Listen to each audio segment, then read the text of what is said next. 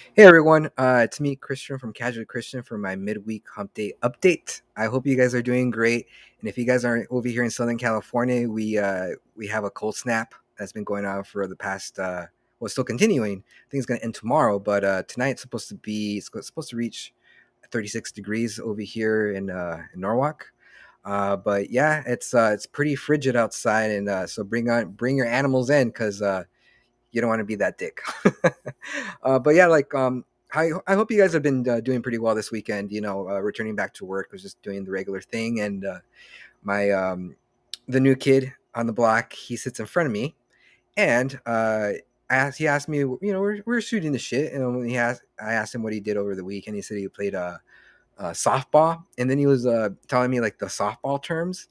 He said like, "Oh yeah, this week, like after the game, like during the game, I had a double decker, then a triple decker."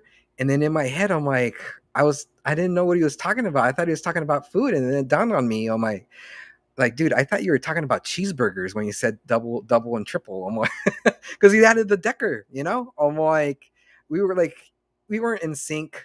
And, my fat ass was thinking about cheeseburgers when he said double or triple decker, and I thought that was pretty humorous.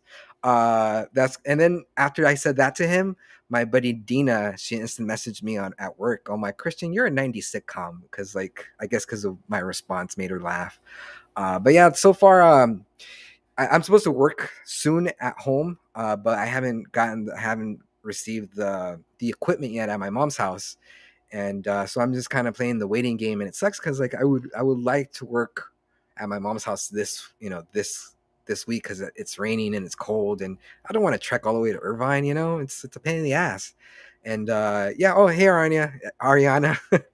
See, it's so cold. Yeah, it's yeah. Just get bundled up. Get bundled up.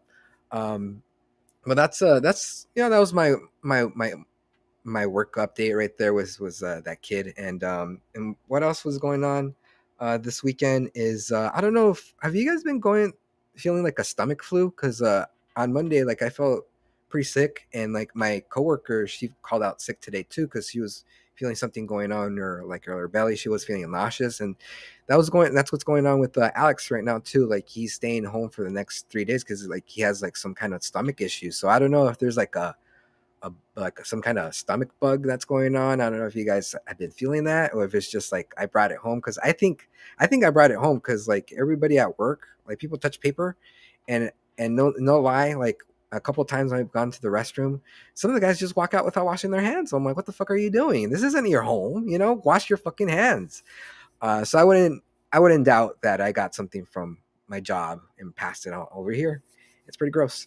But yeah, on the lighter note, I was this weekend. I watched the Texas Chainsaw Massacre, and I don't know if you guys watched this on streaming on Netflix. And if you guys don't know that story, let me break it down for you. It's it's a direct sequel from the original Texas Chainsaw Massacre. You know how they had, like, I think maybe three or four sequels to the original movie. Well, with this one, they're kind of ripping off Halloween, like the new revamped Halloween, where like it's a direct sequel from the original one. It's the same concept. So like there's the girl that survived from the first one. She comes back in the second one, and she's kind of all Jamie Lee Curtis out. Like, she's kind of like a Texas Ranger. Like, she has that Texas hat, and she's like all gung ho, waiting for his return. And the plot of the story is like you get these influencers who purchase this land, like this forgotten main street in Texas, and it's falling apart. And of course, there's only like two or three businesses there, and one of them happens to be Leatherface.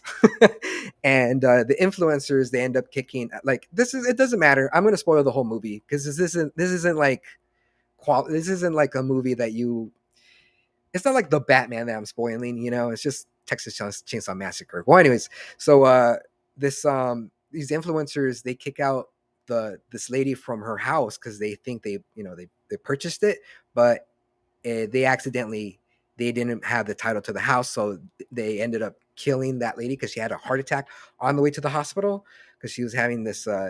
She was overstressed, and like Leatherface takes her to, she rides along with her to the hospital, and she ends up dying, which kickstarts the massacre. So like she dies, he flips out, and then he kills everybody like in the ambulance, and then he goes back to the town to literally have a massacre back there because like he kills a shitload of people with that chainsaw, and it was a fun ride, you know. It's there's a lot of moments where you watch it and you say, what are you doing? Don't go there. Just drive. Why are you going back? It's that, it's that type of movie. Even though it's like predictable, you can't help but to sit and watch. It was pretty good. I liked it. I enjoyed it. I enjoyed it, and I actually want to watch it again because I thought it was for what it was. It was a decent horror movie, and I'll probably end up watching it again sometime soon. And after that, I kind of have like this horror movie kick.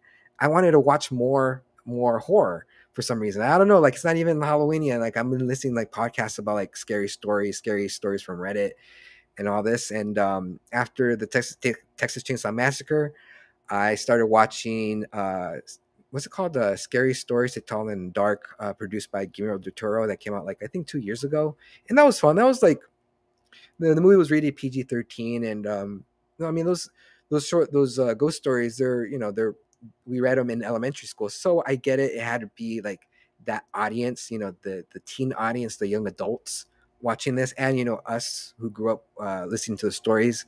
Because if you guys didn't watch that movie, they redo, like they bring to life four of the popular dark, like scary stories into that movie.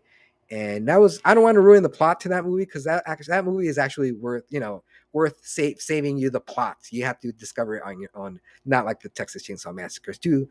You know what I mean? Like one's quality. But yeah, like you guys should watch that movie, the Scary Stories to Tell in the Dark, because I think it was fun. Like it was suspenseful, and it was interesting to see these characters brought to life. And Guillermo del Toro does a really good job with making these monsters real. Like feeling, it's kind of like HP Lovecraft type of stuff. And I enjoyed it, even though I kind of wish it was more geared towards like adults, a mature audience. But I understand why they did it that way, because these were kids' ghost stories. So, you know, it was Saturday night was devoted to the dark and the macabre. And yeah, like if you guys have any more horror, like if you guys know of a good scary movie for me to watch, like that's streaming on Netflix, please let me know, because I still want to continue watching some scary shit. And you know what? This week I also checked out Ted Lasso. I don't know if you guys watched Ted Lasso on Apple TV, and it's really good. We were like in the fifth episode of the first season, and man, you love Ted Lasso. Like you want him to be your coach or your buddy, because this guy so super optimistic. He has like great messages. Like he's a lovable character. And he's like the underdog. If you guys don't know the story of Ted Lasso, it's about this coach from the United States who gets hired to coach a soccer team in the UK, because the owner of that soccer team, the manager, they're going through this messy divorce, and the lady who owns the soccer team, she wants to destroy her ex-husband's beloved football team. But in the end, Ted Lasso, like with his coaching, of course, like he's gonna struggle, he's gonna face some backlash from the team because he's a foreigner, so it's he's still struggling. He's still trying to connect this to this one character right now at the episode. He benched this one character even though he was getting most of the goals in the play, but he saw that the team wasn't they weren't playing as a team. This guy was just playing himself, like he was just playing himself. It was just all about him. So he took him out, and what ended up happening is the team, they galvanized together, and they won the game together. And that was a really good episode. And you guys need to watch that show, Ted Lasso. It's on Apple TV, and I could see why it won these awards. Like I think they won an Emmy and Golden Globe, because like that it was the show is well written, and the main characters, like they're likable. Even the lady who, you could understand people's like motivations, um and like Ted Lasso, like he's just he I think everybody should know somebody like that. And because I wish, like if I would have a manager, it would be like Michael Scott, and then if I would have a coach, it would be Ted Lasso. So if you guys watch that show, please, let me know because I feel like I want to talk to somebody who's watched it, and it's a very very good show, and I would say it's a family show, and you guys need to check it out. And here's a show that's not a family show. I also checked out Euphoria, which is on HBO Max, and it's you guys do you guys remember? Hold on, let me take a quick drink because I have a lot to say about that show. So so for those who were born in the 80s and the 90s, you guys remember this movie called Kids? Remember Kids came out like in the mid 90s. It was a controversial movie about these kids, teenagers who were like, getting, they're getting drunk and high. They're having unprotected sex. And in the story, the main story of Kids is that this female character, she finds out that she has HIV and she's trying to track down the guy that gave it to her. And this guy's fucking, is having sex with everybody. And that movie was rated NC-17, and I remember when that movie came out, it was such a taboo movie to watch, and that I remember when we had HBO, the old school HBO with the VCR, like it was playing like around I think 1 o'clock at night, and I remember getting my VHS and hitting record and just going back to sleep, and then the next day that weekend I watched it in my room because because it was like the movie that you needed to watch because it was so controversial. And the reason I'm talking about Kids is because like in Euphoria, this is that movie for this. I mean, that series is what Kids was for my generation. Euphoria is for this generation. It's like it's it's full on like drug, sex, and chaos. It's the story about the main character. She was born 3 days after September 11th, so it gives you kind of like an idea of like the tone of the story that they're trying to tell. Because like after September 11th, our nation went into like chaos, high anxiety, and it was also the destruction of our values. And in this show, you totally see all that played out. And I'm only going to be on episode 3, and in the first episode, they show you full hog. They show you like a boner. You know what I mean? They showed some guy strapping on like a condom on himself as he was gonna have sex with a minor, and that was on the pilot episode. And it was like really, it was it was shocking to see, and it was like it gave me like a lot of anxiety watching it because like these characters, they're kids and they're doing all these things, like they're doing an excessive amount of drugs, they're ODing, and like they're it's just, how you hear these stories of like kids having house parties, or like the neighbor sleeping with a minor, or some girl over or like ODing because of fentanyl, or they're addicted to like uh you know s- uh prescription drugs. It's all centralized in this show Euphoria, and the way it's shot, like the cinematography is beautiful. It's like it's brilliant. Like the production design and the way the whole show is produced, and like they give you like a lot, like they show you, they don't tell you. And if that makes sense, there's a scene where like this guy, he's married, but he doesn't say that he's married. Like you see his wedding ring, you see like in his phone has this picture of his family, and and you like that's what makes a good a movie or show, is like they show you information instead of like declaring it with exposition. And this show is really good with that, and it's narrated by the main character.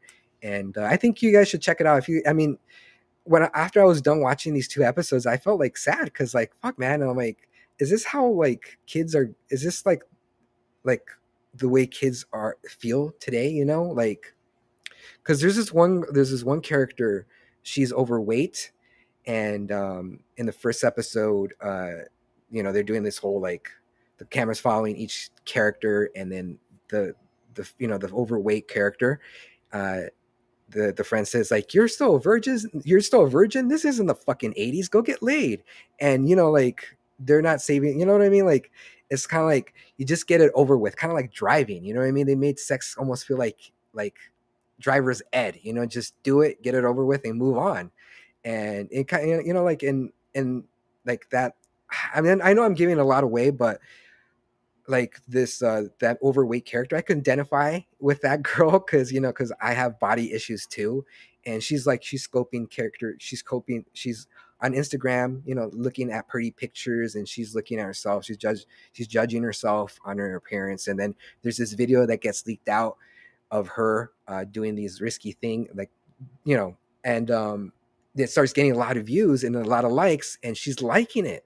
And that's fucked up. That's really fucked up that she's getting like her self-worth because of this video that's out there circulating, and she feels good about it. And well, it doesn't start that way, but she starts feeling good about it because it's getting a lot of good comments and reviews by perverts, and she likes it. I don't know, like it's a good show reflecting the youth of today. I know, like, I sound like an old guy talking about it, right?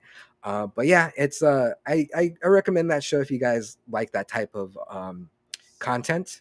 Because if you guys don't, if you guys like happy like comedy, like sitcoms, stick to the Ted Lasso. That's that makes you feel good. It's an underdog story. And with Euphoria, it's just like it's like it's yeah, it's gonna be a show that's gonna be talked about like for years to come. When they start breaking it down, like the critics, like as like they're breaking down like the stories and all that. It's gonna be like a cultural footnote, I think. But then again, I'm only gonna be on an episode 3, and like these two past episodes, I was like, oh my god. What are you guys watching right now? Are you guys watching anything cool? You know, I know on my previous update, I said that I was gonna take a day off work to watch The Batman. And you know what I did? I actually lived up to that. I actually requested a Monday. I'm not gonna say what Monday because I don't want anybody to stalk me. I took a Monday off to watch The Batman because we're gonna watch it on a Sunday night. So at night, so like when we, because it's gonna be a 3 hour movie. It's 2 hours and 55 minutes. So after that movie, I'm just gonna go home and just sleep in. And I'm really excited about watching this new Batman movie, even though a lot of people feel that it's been the Batman character has been played out, especially like in this, this type of I wouldn't say setting, but like just like the story. What I mean, how many times are we going to see Thomas and Barbara get killed over and over again? You know what I mean? Like I think it's time for a Batman Beyond movie, because that would be super sick. Just a matter of time. But yeah, that's one of the that's we already got tickets to go see that movie, so it's just a waiting game right now. I hope I don't get hit by a car because I need to watch that movie because it looks fucking dope. Let's see what else happened. Oh yeah, last Saturday I had a an episode with Joe Rodriguez, and he was my last. That's one of my last show, and he talked to me about his journey, how he got into the entertainment industry. And he actually shared a story of him and Carlos Santana. Like he grew up with Carlos Santana, and he shared a personal story of him and Carlos playing soccer. And if you guys want to listen to that story, please go on Spotify and listen to that episode of Casually Christian, episode 33. So you could check us out on Spotify, or watch that interview on YouTube, or here on Facebook. So if you guys want to hear some Carlos Santana stories, or hear his story, uh, please click on those what's called click on these links, and they'll take you directly to that. Let's see. John Lance, yeah, Thomas and Martha. What did Thomas? Martha and Barbara, they're it's like those. That name is kind of like interchangeable. You know what I mean? Martha, Barbara, whatever. You guys know. And John Lance, you're a nerd. But yeah, I always get things wrong. But at least I got Thomas right. Right? I should have just called it the Waynes. Right? I should have just said well, whatever. Moving on. But let's see. Hey, thanks, John Lance, for commenting. I hope your dad's doing pretty good, because um, yeah, to share a little story is that John Lance's dad is currently in the hospital, and he's been there for a few weeks, more than a few weeks. And I hope he has a speedy recovery, and then he goes back home with his with his son and his wife, because I know how it is. I know how it is. So yeah. Let's see what else. What else I wanted to share with you guys before I wrap it up. I think that is it. Well, until next time, guys. I'll see you guys soon. I'm developing our next show for the Casually Christian podcast. I'll share more details as the days go on, and I hope you guys stay bundled up tonight because it's going to be a cold one. And remember, watch Ted Lasso. uh, until next time, guys. I'll see you guys soon. Bye, guys.